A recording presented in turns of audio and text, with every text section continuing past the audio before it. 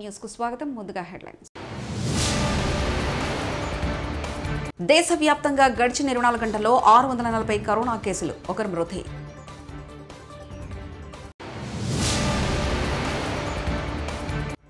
ఢిల్లీలో కుదిరిన డీల్, బీజేపీతో పొత్తు పక్క, నెలలో సీట్ల లెక్క.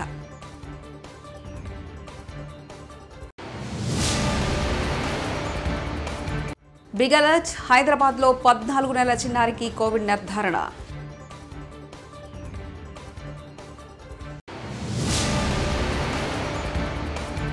సీఎం జగన్మోహన్ రెడ్డి పుట్టినరోజు వేడుకలకు 100 కోట్ల ప్రజాధనం దుర్వినియోగం, Devineni Umamaheswararao.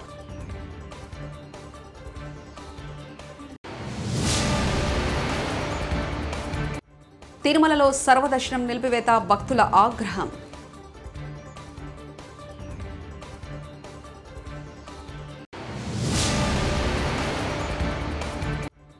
TS challan good news, pending చలాన్లపై ఆఫర్.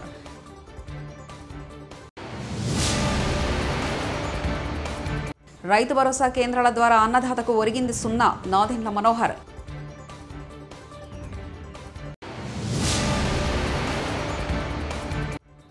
అవినీతి పుత్రిక సాక్షికి 1000 కోట్ల ప్రజాదాన్ని దోచిపెడుతున్న జగన్ రెడ్డి, బుద్ధా వెంకన్న. దేశంలో కరోనా పంజా విసురుతుంది. రోజు రోజుకు కేసుల సంఖ్య పెరుగుతుంది. దేశవ్యాప్తంగా గడిచిన 24 గంటల్లో 640 కరోనా కేసులు నమోదవగా ఒకరు మృతి చెందారు. దేశంలో మొత్తంగా నేటి వరకు 2997 కరోనా యాక్టివ్ కేసులు నమోదయ్యాయి. నిన్న ఒక్క రోజులోనే కేరళలో 265 కొత్త కోవిడ్ కేసులు, 19 కేసులు నమోదవగా ఒకరు మృతి చెందారు. కేరళలో ప్రస్తుతం 2606 కోవిడ్ యాక్టివ్ కేసులు నమోదయ్యాయి. కేరళ తర్వాత కర్ణాటక, తమిళనాడు, పుదుచ్చేరి, మహారాష్ట్రలో ఎక్కువగా యాక్టివ్ కేసులు ఉన్నాయి. తెలంగాణలో 5 కోవిడ్ కేసులు, ఏపీలో 3 కోవిడ్ కేసులు నమోదు. తమిళనాడులో 15, కర్ణాటకలో 13 కొత్త కేసులు నమోదయ్యాయి. ప్రస్తుతం తెలంగాణలో 19 యాక్టివ్ కేసులు, ఏపీలో 4 యాక్టివ్ కేసులు నమోదయ్యాయి. జైన్-1 కొత్త వేరియంట్ నేపథ్యంలో రాష్ట్రాలను కేంద్రం అప్రమత్తం చేసింది. రాష్ట్ర రాజకీయాల్లో అపరచాణక్యుడిగా పేరొందిన మాజీ ప్రధాని దేవగౌడ నేరుగా ఢిల్లీ వెళ్లి ప్రధాని మోదీతో భేటీ అయి డీల్ కుదుర్చుకున్నారు. 2024 లోక్సభ ఎన్నికల్లో బీజేపీతో పొత్తుతో పక్కా కుదుర్చుకున్నారు. మరో నెలల్లో సీట్ల లెక్క తేలనుంది. 2019 లోక్సభ ఎన్నికల్లో కాంగ్రెస్తో పొత్తు కుదుర్చుకొని ఊహించిన దెబ్బతిన్న జేడీఎస్ ఈసారి వ్యూహాత్మకంగా తన రూటు మార్చింది. అప్పటి ఎన్నికల్లో తుమకూరులోని పోటీ చేసి ఓటమి పాలైన మాజీ ప్రధాని దేవగౌడ ఇప్పుడు కాంగ్రెస్పై రాజకీయ ప్రతీకారం తీర్చుకునేందుకు వేగంగా పావులు కలుపుతున్నారని రాజకీయ పరిశీలకులు భావిస్తున్నారు. కాంగ్రెస్తో పొత్తు కలిసి రాకపోవడం, ఇటీవల శాసనసభ ఎన్నికల్లో ఒంటరి పోరుతో చేదు ఫలితాలు రావడంతో దళపతి దేవగౌడ బీజేపీతో జతకట్టినట్లు రాజకీయ పరిశీలకులు ముదింపు వేస్తున్నారు. ఢిల్లీలో దేవగౌడ కుటుంబానికి చెందిన ప్రముఖులంతా దాదాపు ప్రధానితో భేటీ కావడాన్ని చూస్తే బీజేపీతో పొత్తు విషయంలో వీరంతా గట్టి పట్టుతోనూ ఉత్సాహంతో ఉన్నట్లు కనిపిస్తుంది. కరోనా మహమ్మారి మరోసారి విజృంభిస్తుంది. గురువారం హైదరాబాద్లోని ప్రభుత్వ ఆసుపత్రిలో నీలోఫర్లో 14 నెలల శిశుబాలుడికి కోవిడ్ నిర్ధారణ అయింది. అయితే బాలుడి ఆరోగ్యం స్థిరంగానే ఉందని హాస్పిటల్ సూపరింటెండెంట్ ఉషారాణి వెల్లడించారు. డిసెంబర్ 18న న్యూమోనియాతో చిన్నారిని హాస్పిటల్లో చేర్చారని, దగ్గు, జలుబు, శ్వాస తీసుకోవడంలో ఇబ్బంది వంటి లక్షణాలు కనిపించాయని ఆమె వివరించారు. అన్ని న్యూమోనియా కేసులకు కరోనా టెస్టులు చేస్తున్నామని, అదేవిధంగా బాలుడికి కూడా నిర్వహించగా కోవిడ్ నిర్ధారణ అయిందని చెప్పారు. బుధవారం శాంపిల్స్ ను టెస్టింగ్ కు పంపించగా గురువారం నిర్ధారణ అయిందని వివరించారు. అయితే బాలుడి తల్లిదండ్రుల్లో కరోనా లక్షణాలు ఏవీ లేవని పేర్కొన్నారు. ఇక సీఎం జగన్తో శుక్రవారం దర్శకుడు రామ్ గోపాల్ వర్మ సమావేశం కానున్నట్లు సమాచారం. ఈ నేపథ్యంలో ఆర్జీవీ హైదరాబాద్ నుంచి ఇండిగో విమానంలో గన్నవరం ఎయిర్పోర్ట్కు చేరుకున్నారు. ఆయన ఇటీవల తీసిన వ్యూహం సినిమా విడుదలకు సంబంధించి చర్చించే అవకాశం ఉన్నట్లు తెలుస్తోంది. మరో సిరీస్ విషయంపై వీరిద్దరి మధ్య చర్చకు రానున్నట్లు పార్టీ వర్గాలు చెబుతున్నాయి. ఇక తిరుమలలో సర్వదర్శనంపై గందరగోళం నెలకొంది. 31 కంపార్ట్మెంట్లు నిండిపోవడంతో ఇవాళ సర్వదర్శనానికి వచ్చిన భక్తులకు క్యూ లైన్లోనే అనుమతించలేదు. దీనిపై ఆగ్రహం వ్యక్తం చేస్తూ ఏటీసీ కూడలిలో భక్తులు బైఠాయించారు. రేపటి వైకుంఠ ఏకాదశికి టికెట్లు దొరకలేదని, కనీసం ఇవాళ సర్వదర్శనానికి వెళ్దామనుకుంటే అనుమతించకపోవడం ఏంటని భక్తులు ప్రశ్నిస్తున్నారు. దూర ప్రాంతాల నుంచి వచ్చిన తమకు దైవ దర్శనం కల్పించకపోవడం ఏంటని నిలదీస్తున్నారు. పార్లమెంటుపై దాడి అంటే దేశ ప్రజాస్వామ్యంపై దాడి జరిగినట్టేనని తెలంగాణ ఉప ముఖ్యమంత్రి భట్టి విక్రమ ఆరోపించారు. పార్లమెంట్లో ఎంపీల సస్పెన్షన్కు నిరసనగా హైదరాబాద్లోని ఇందిరా పార్క్ వద్ద ధర్నా నిర్వహించారు. ఈ సందర్భంగా భట్టి విక్రమార్క మాట్లాడుతూ పార్లమెంటుకు భద్రత కల్పించలేని భాజపా ప్రభుత్వం దేశాన్ని ఏ విధంగా రక్షిస్తుందని విమర్శించారు. భారత పార్లమెంటు పైన దాడి అంటే ఈ దేశ ప్రజాస్వామ్యం పైన దాడిగా భావించాలి. భారత పార్లమెంటు పైన దాడి అంటే ఈ దేశ భారత రాజ్యాంగం పైన దాడిగానే భావించాలి. అందుకే ఈ రోజు బాధ్యత కలిగిన పార్లమెంటు సభ్యులందరూ ఈరోజు పార్లమెంట్ లో 13వ తారీఖు నాడు జరిగినటువంటి దాడిపైన చాలా స్పష్టంగా సభలో చర్చ జరగాలి, దానికి సంబంధించిన సమాచారం సభకి ఇవ్వాలి అని అడిగిన పాపానికి ఈరోజు దాదాపు 146 మంది పార్లమెంటు సభ్యుల్ని భారత పార్లమెంట్ నుంచి సస్పెండ్ చేశారు అని అంటే అసలు ఇంతకంటే సిగ్గు చేయటైనటువంటి అంశం ఈ భారతదేశంలో ఇప్పుడు జరగలేదనే చెప్పక తప్పనిసరి పరిస్థితిలో చెప్తా ఉన్నాను. ఇది చాలా దుర్మార్గం. ప్రశ్నిస్తే అరెస్టులు, ప్రశ్నిస్తే భారత పార్లమెంట్ నుంచి బహిష్కరణ.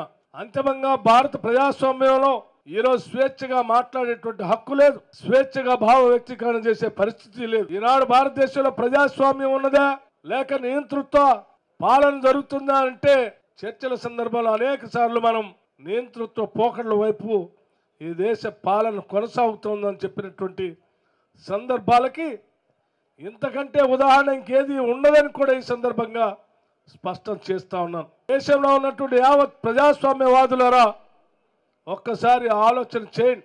తెచ్చుకున్న ప్రజాస్వామ్యం ఒక్క రోజుతో రాలేదు. మనకి తెచ్చుకున్న ప్రజాస్వామ్యం ఆషామాషిగా. ఇక కోవిడ్ వ్యాప్తిపై అపోహలు వద్దని Warangal MGM superintendent doctor Chandrasekhar సూచించారు. జలుబు చేస్తే ఆర్టీపీసీఆర్ పరీక్ష చేయించుకోవాలని తెలిపారు. కోవిడ్ మరో కొత్త వేరియంట్ వ్యాప్తిపై సోషల్ మీడియాలో వస్తున్న కథనాలపై ఆయన స్పందించారు.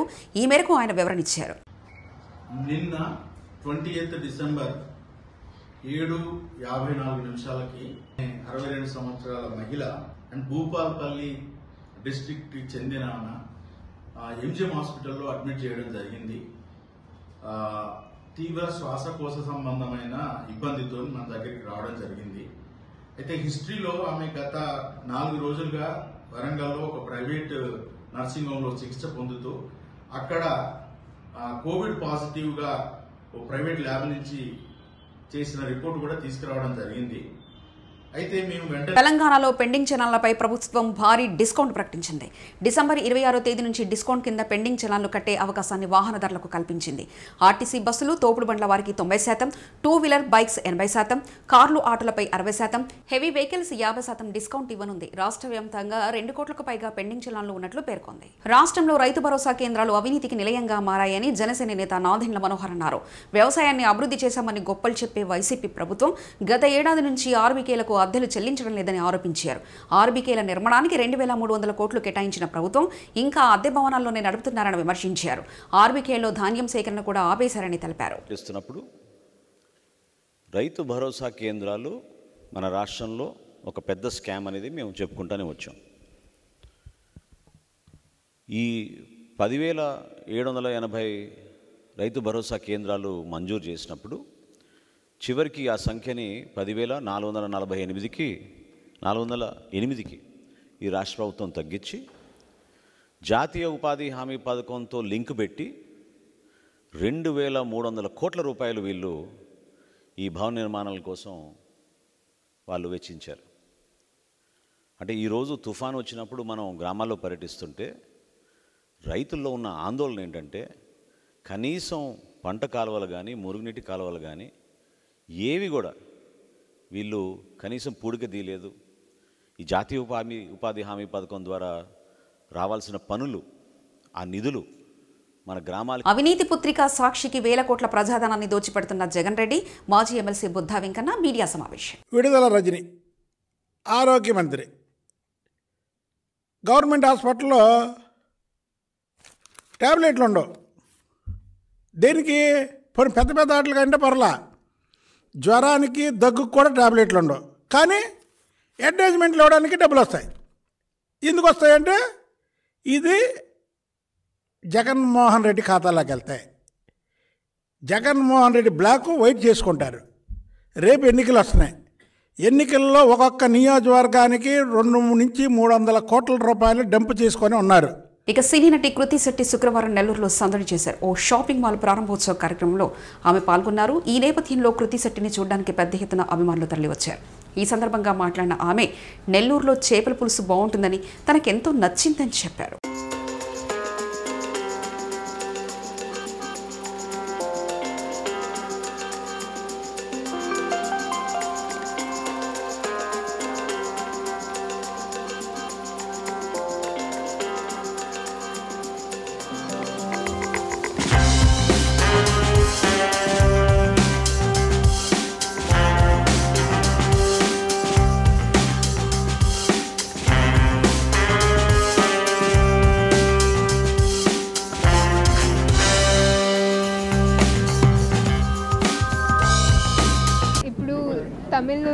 3 ఉన్నాయి. శర్వానంద్ గారితో తెలుగులో నెక్స్ట్ ఉంది అండ్ మలయాళంలో ఒకటి.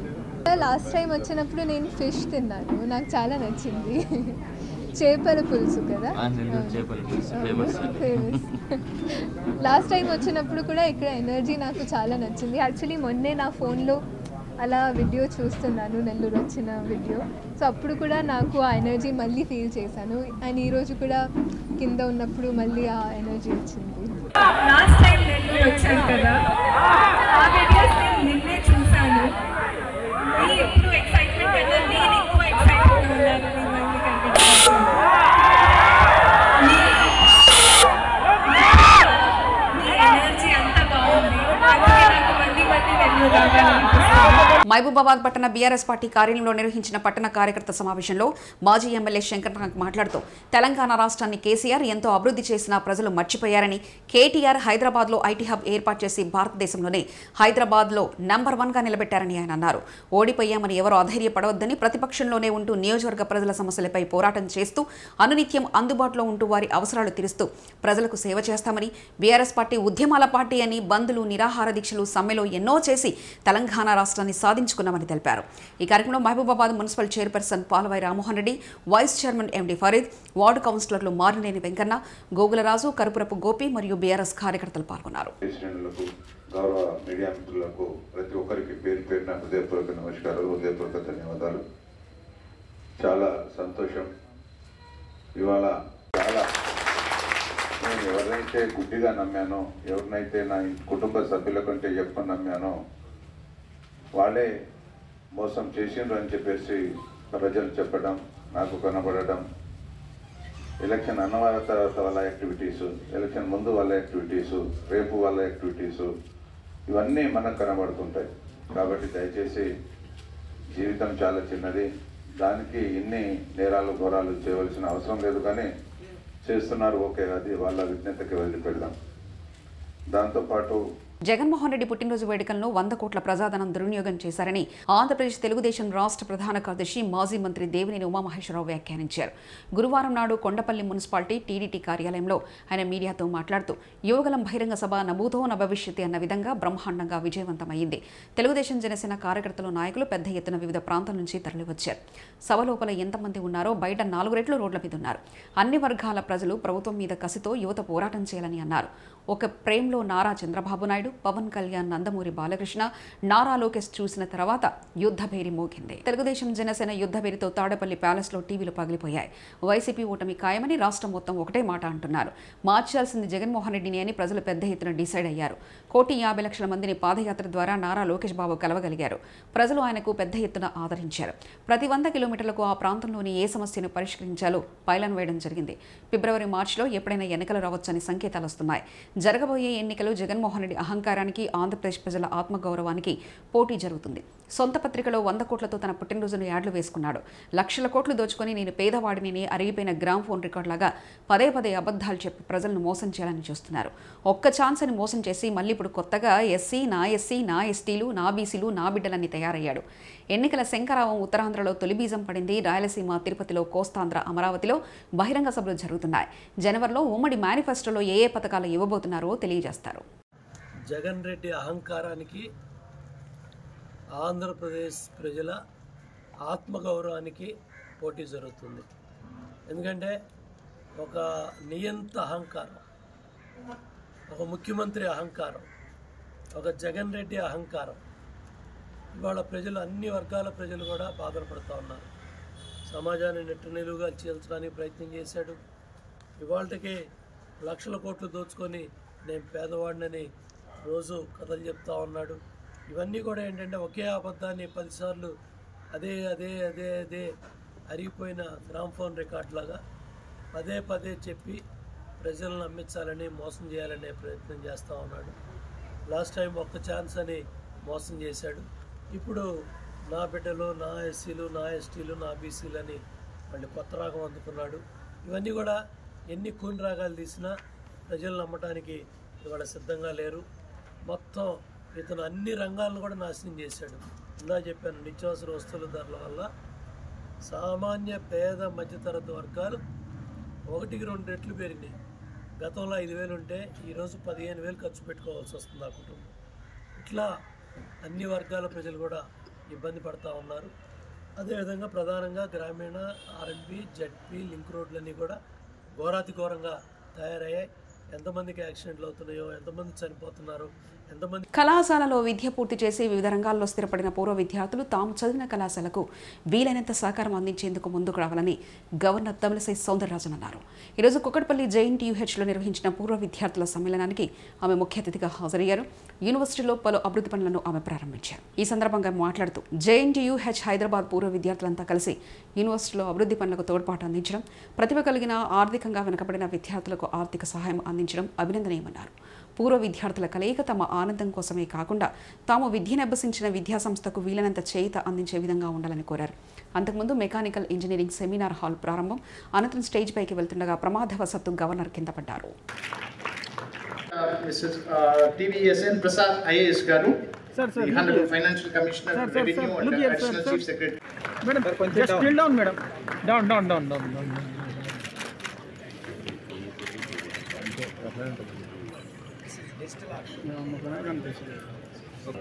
Digital artwork, it's just not a photo. Yes. Yeah, my officers were also little worried because the time constraint was there. But in spite of that, I wanted to meet each and every one. I wanted to visit because you have swimming pool, you have internal auditorium, and you have sports auditorium, and your interactions rooms. You have interaction room for alumni also. So I'm really very happy. So each and every vice chancellor of each and every institution should take forward. And as our Honorable Prime Minister says, what is NEP? Moving the students from the classrooms to the world scenario. So I am really happy that alumni from different states, they have come from different states, different countries, and they enter the nostalgia, the దేశవ్యాప్తంగా గడిచిన 24 గంటల్లో 640 corona కేసులు, ఒకరు మృతి.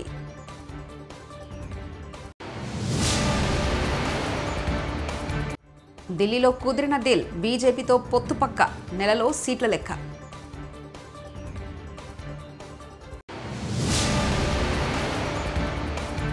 Big alert, హైదరాబాద్లో 14 నెలల చిన్నారికి Covid నిర్ధారణ.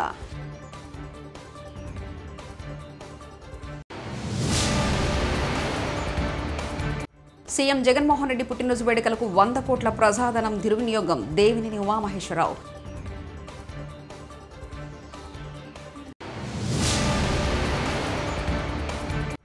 తిరుమలలో సర్వదర్శనం నిలిపివేత, భక్తుల ఆగ్రహం.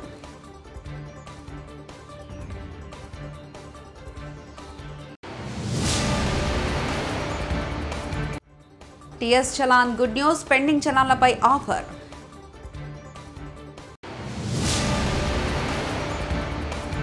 రైతు భరోసా కేంద్రాల ద్వారా అన్నదాతకు ఒరిగింది 0, నాదెండ్ల మనోహర్.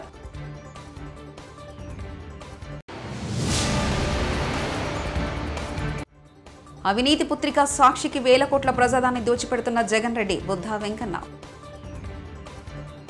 ఇవి బులెటిన్ విశేషాలు.